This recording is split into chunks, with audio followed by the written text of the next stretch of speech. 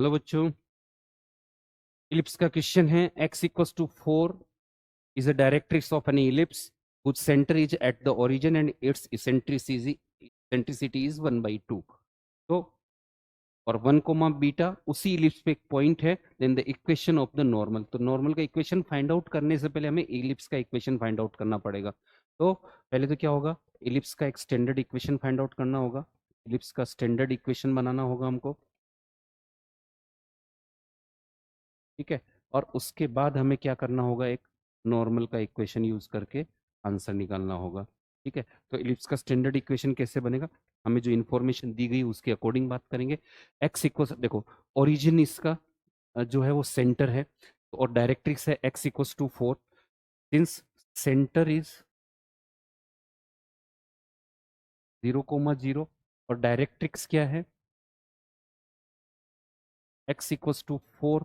तो आप समझ रहे हैं, ये सेंटर 0,0 है और डायरेक्ट्रिक्स x इक्वल्स टू 4 यहाँ है, ये 0,0 है, यानी ये पॉइंट 4,0 है। तो आप कह सकते हैं a upon E equals to what 4, a upon E equals to 4।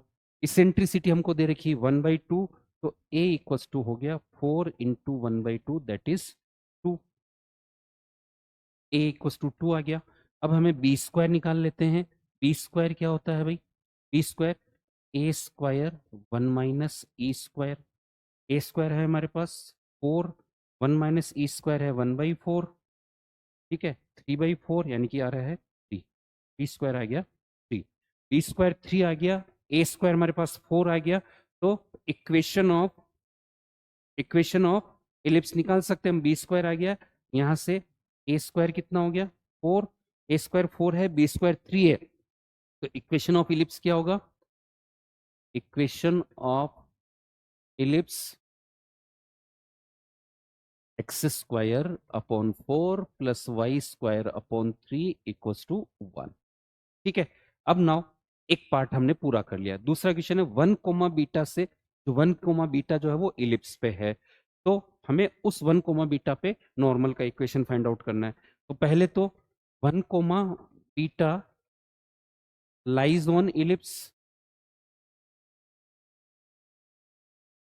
That means 1/4 plus beta square by 3 equals to 1। Beta square equals to 3, 1 minus 1/4, यानी ये हो रहा है 9/4। तो बीटा इक्वल्स टू होगा 3/2।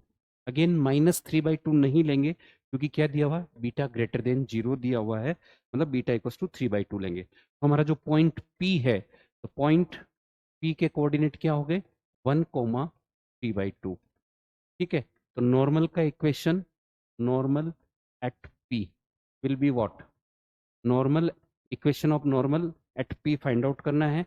तो वही बात होगी, ए स्क्वायर मतलब 4 एक्स अपॉन x1 कितना है 1 माइनस बी स्क्वायर कितना है हमारे पास 3 Y upon y1 3/2 equals to A square minus B square that is 4 - 3।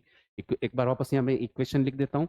Equation of normal A square X upon x1 minus B square Y upon y1 equals to A square minus B square.